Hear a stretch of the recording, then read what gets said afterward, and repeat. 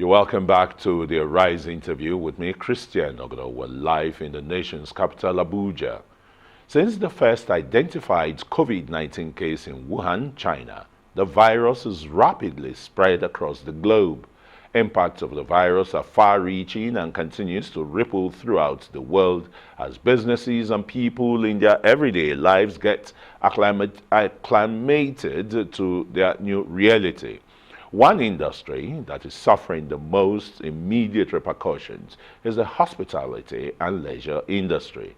Hospitality is amongst the hardest hit due to fears of community spread through travels and group environments.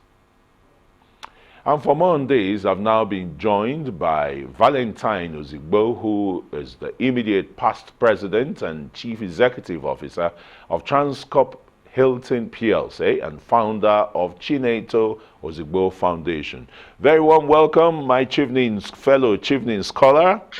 Nice to be hosting you here. Thank you, Christian. Yes, tell me. I mean, it's not what in Nigeria would call a tea party. This COVID-19 on hospitality and the leisure tourism industry. It can't be said to be a fait accompli, but it looks as if business is down the slope completely. Val? Yes, it is so unfortunate that we are finding ourselves in this kind of situation. There are quite a lot of industries and sectors that have been affected very badly by this COVID-19. And you're right, hospitality and tourism, and that covers also the travel industry, actually shares a significant part of that, becoming a victim of COVID.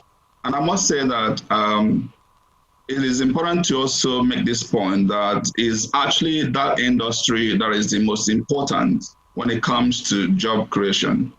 Because whatever you invest in the industry, in the tourism industry, compare that with any other industry, you will always have a higher job quotient. And that is why it is very devastating, not just for the industry players, but also economy at large. So yes, it's a big challenge. Because the way businesses are going to be conducted now would be totally different. I mean, the time past, you see people flying from one continent to the other saying they are going to attend this meeting or they are going for holidays and the rest. Now it won't be the same again. So what kind of creativity should this industry be bringing to kind of resurrect it? Let's even understand this properly. Whenever we find ourselves in a situation like this, it's always important to understand the extent of the impact and then build scenarios that helps in basically managing the consequences. The industry is affected because people can't gather, because the order of the day today is physical distancing. We are just like I heard you speaking to Archbishop Cardinal Onayeko, where the issue of the impact on churches was discussed. So also this, when you can't get people coming together, socializing, meeting, you will see that the industry is almost dead. And the real question is, how long will this be before we get into the creative ways to dealing with issues? And I must say that it is unfortunate that it's going to be here for a bit longer because not until we find a total cure and in fact prevention, people wouldn't travel the way they used to travel. People wouldn't fly the way they used to fly. Even if you say to the airlines, go ahead and fly today, you will see a lot of people that will just get stuck in their home and insist on not flying. And the impact, therefore, is that a lot of meetings that used to happen, a lot of those interactions in the tourism space, it won't happen. And so you'll see a record number of losses and negative cash flows. And this has their consequences as far as sustainability of that business is concerned. Now, Is it going to remain like this for a longer period of time? How long would that be? There's a school of thought that actually believes that the best case scenario we can find this over, maybe around September, October, depends on when either the cure or vaccines are found. But if this actually goes beyond, let's say mid next year, then we have bigger issues to deal with. And so I would like to first advise players in the industry to look for how to survive. And this is where we need to make an all-important distinction between profitability and cash flow. Having a positive cash flow is so crucial. You can thrive and survive when you are unprofitable. But when you are cash strapped, you can't even make certain payments. And especially if you have certain obligations that are bound by time, especially if you owe banks or any lender, you are going to have to deal with a bigger issue. So the key thing is survival. How do you survive this period? How do you stay? And this is also where I must state, especially to the government, that there is need for them to come to see how they can help, especially some of the players who we consider too big to fail. The certain hotels that obviously are so symbolic. In fact, without them, there's no city. You need to begin to look at how to work with them to ensure their sustainability, their survival throughout this period and beyond. Because there are certain things, simple things you could do. We can go into those conversations, how government can help them survive. But the order of the day right now is survival. These industries in the hotel space, in the travel space, and so also the airlines, we need to figure out how to help them. They must be able to stay alive. When they are alive post-COVID, I can tell you recovery will come. It may not be as fast as we would like it to be, because I can tell you some of the displacement we're facing today will be permanent. You can see a lot of conferences are now moving online. What that means is that those conferences may not fully return. I mean, today I was on Financial Times conferences, and I can tell you the entire world got connected. And when you devise a new way of doing things, some of them will stay for a longer period. And so the new normal may actually require less patronage to the hotel. But that can also open new opportunities.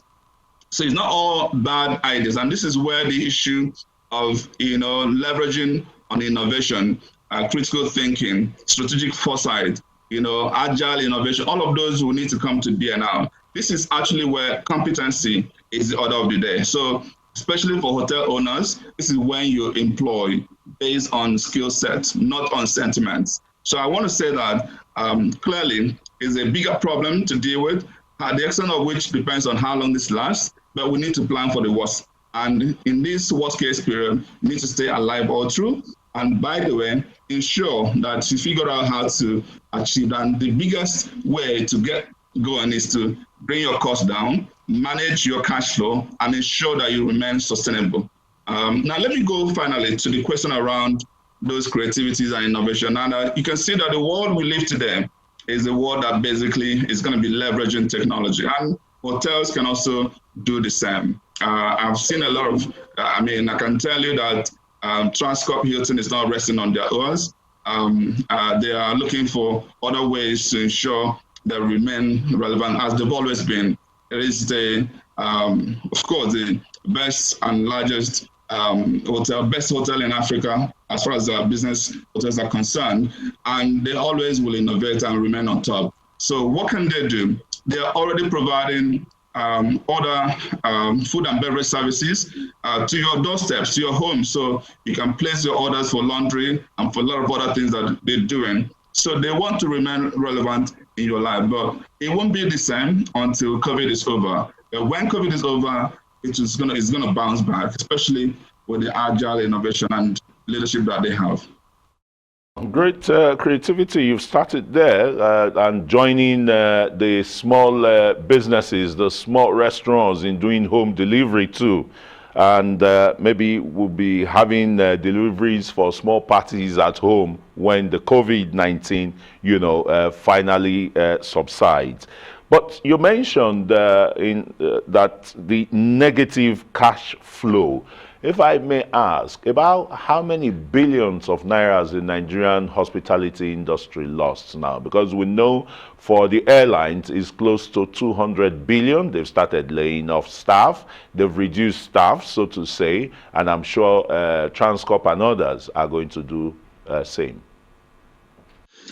Well, I can say it may be coming to that kind of bracket, but there is no real data to support some of these claims. Airline is easier because you can count the number of airlines on your fingertips. In the hotel industry, there are thousands of hotels and there are no records of their operation. If only they were as quoted as Transcorp Hotels or Ikeja Hotels PLC, it's easy to look at their quarterly reports on the Nigerian Stock Exchange and make those, provide those data. But if you ask me to hazard a guess, it's going to be in that region.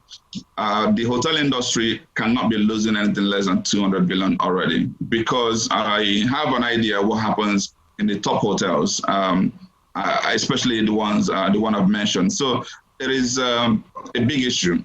Now, you know, when we traveled to England for our achievement scholarship, what actually measured then is bankruptcy. My dissertation was actually on bankruptcy. And so I understand the implication of this. It was as if I prepared myself for the challenge we're facing today. And what this means is that as long as you're not able to meet your obligations as they fall due, you are in for trouble. Because in the accounting world where we started from, profit is simply based on accrual. Cash flow is as you have enough cash to deal with the immediate payment obligations. So it's a big issue. I want to, number one, encourage the players to ensure indeed, that Val. It's a very big issue. Would come back after the break to talk more about it and finding other ways to mitigate the downturn in the hospitality business in Nigeria. You're still watching the Arise interview. We've got more still ahead. Stay with us. You're welcome back to the Arise interview with me, Christian Ogodo. We're live in Nigeria's capital, Abuja. We're now returning to our guest in Lagos, Val Ozigbo, who is the past immediate president and CEO of Transcorp Hilton PLC. You were talking about majoring in bankruptcy, and it looks as if the situation in the hospitality industry is inching towards bankruptcy. Government first has released about 50 billion naira for small, medium-scaled enterprises and the rest, and another 500 billion naira to big businesses, manufacturing companies and the rest. Should the hospitality industry be assessing such funds? Thank you. Let me just correct that. I was the immediate past president of Transcorp PLC, which actually covered both the hotel business, the power, and the oil and gas. So it was a while ago that I left as the CEO of the hotel business. And then let me also explain that yes, the hospitality industry is largely affected by this, but I don't see bankruptcy in the offing, given that it's actually a resilient industry. The question here is, for those who are able to figure out how to survive through the COVID period, the business is going to bounce back.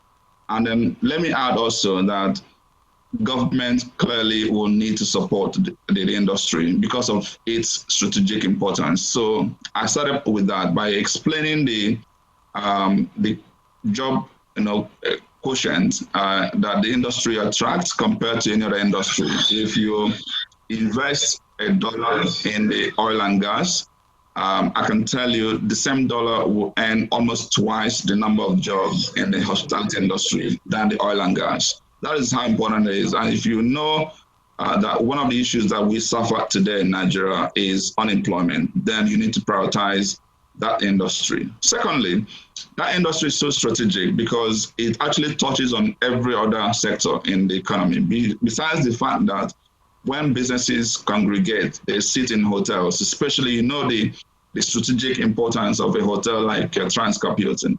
So you know what it means for Nigeria. It is not just an icon. It is the second most important piece of real estate outside of the villa, I can tell you that. So that is such an important property. And beyond just that particular property. Okay, we're having a little network problem there from our guest in Lagos, which is via WebEx, Val Ozigbo, who is the immediate past president of Transcorp PLC. It's a conglomerate indeed in the oil, gas, energy, and of course the hospitality business. Okay, I think Val is back now. Val, yes, you were expatiating on, you know, a dollar invested in the oil and gas industry will create more jobs and more profitability even in the hospitality business. It's going to create more in the hospitality than the oil and gas. So basically, it's such a strategic industry. As a matter of fact, if we get our acts right, that actually should be our new oil. But we know that things have not been the way they should be in our country because of governance issues. But the point here is, it is an industry that unites other sectors, that brings financial services, that brings agriculture, that brings energy, that brings power, everything together. And that is why government should prioritize the industry when it comes to stimulus. It's important to ensure that they stay alive post-discovery, just like they are doing for airline, for manufacturing. So I can't make that point strong enough, because at least, I mean, I can tell you for free that if anything happens to those industry, Nigeria will be more impacted than you would even imagine. So that's the point I want to make there. Val, let us look at the future again. Although you talked about some creative tendencies that the hotels have started exploring now, you know, particularly home delivery and what have you. But key survival factors that would really make the hospitality industry tar, you know, and shake off whatever shortcomings the COVID-19 would have, you know, brought on it? For me, if you look at the industry, it has a very strong correlation with the economy. It's important that we get the economy back on track. You know how fragile, vulnerable this economy was before even the advent of COVID, which then increased the volatility in prices, the uncertainty, the complexity, and I can say the ambiguity as well. The unfortunate thing is that I don't think we understand the real situation we are finding ourselves in. People still talk about recession when we are headed for a Great Depression. Now, how do we get the economy on track? How do we ensure we move away from negative GDP growth? How do we increase the balance of payment, increase the external reserve beyond what it is? How do we ensure that the FX parity, the dollar-naira parity is taken to a level that is sustainable, that can sustain business instead of where it's headed right now? When we can get all this right, I can tell you the hospitality industry will bounce back. Insecurity is another. I can tell you, once there is an insecure environment anywhere, people, especially visitors, don't travel to those environments. So to get Nigeria safer again is crucial. So we need to prioritize. So all these things we used to talk about in the past, even currently, whether it's Boko Haram, whether it's a crisis from the cattle rearers and all of that, we need to figure out how to deal with those comprehensively, because those have direct impact on hospitality and tourism, and I can also say travel industry. But the key to survival, I can tell you, two things are very crucial for any player in this industry.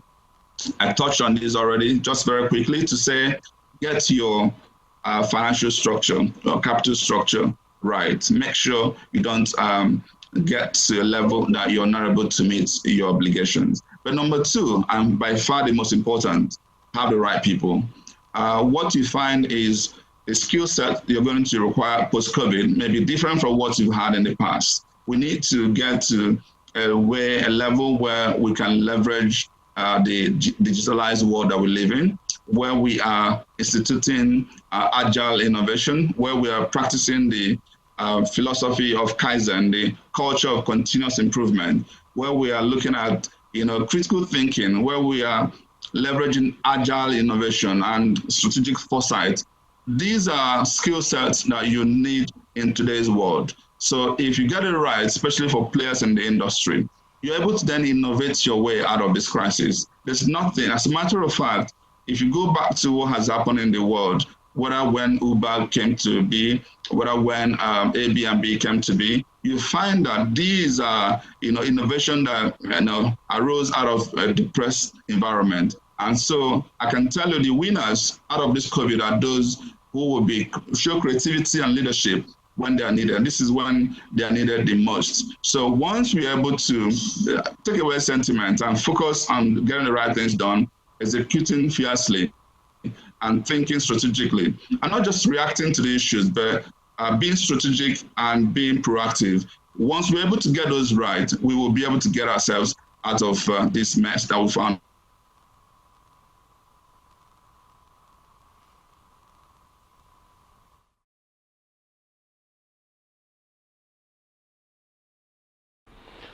Well, Val Ozigbo there, but we have lost his audio there. Let's just hope in the closing minutes of the Arise interview would be able to get him back. He was talking about how to resuscitate the hospitality industry in Nigeria post-COVID-19. But for this moment, they're looking inwards, out of the box, and doing more of the home deliveries, laundry, and the rest. Even big businesses like this are coming down to the level of others. Let me thank so very much Val Ozigbo, who joined us via WebEx from Lagos. Val Ozigbo was immediate past president and CEO of Transcorp PLC. Well, that's it for this edition of the Arise interview. Do join us again tomorrow from me and the entire team here in Abuja. Goodbye and thanks for watching.